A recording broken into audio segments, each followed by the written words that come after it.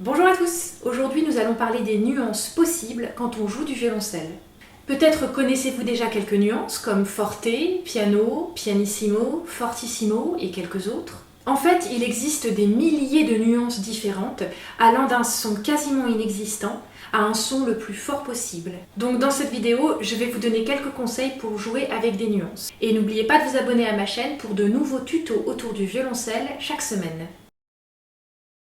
La première chose à prendre en compte est la place de l'archet sur la corde. Plus vous jouez loin du chevalet, plus vous pouvez jouer doucement.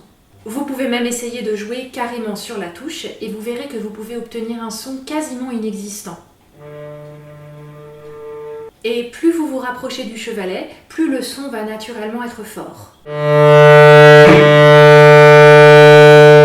Par contre, quand on joue près du chevalet, on peut rapidement se retrouver avec un son qui patine et qui est détimbré. C'est pour ça qu'il faut ajuster en même temps la pression et la vitesse de l'archet.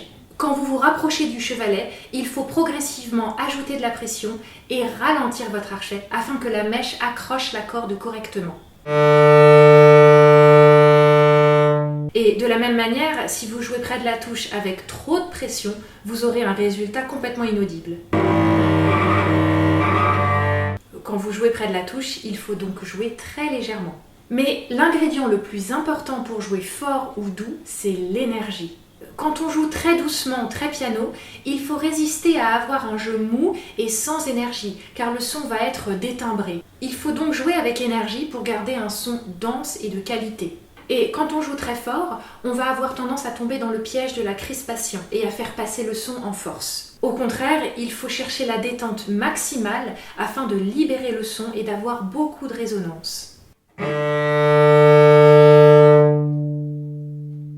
J'espère que ces conseils vous aideront à varier vos nuances et à obtenir un résultat qui vous plaît. Comme d'habitude, posez vos questions dans les commentaires, je serai ravie d'y répondre. Merci à tous et à bientôt!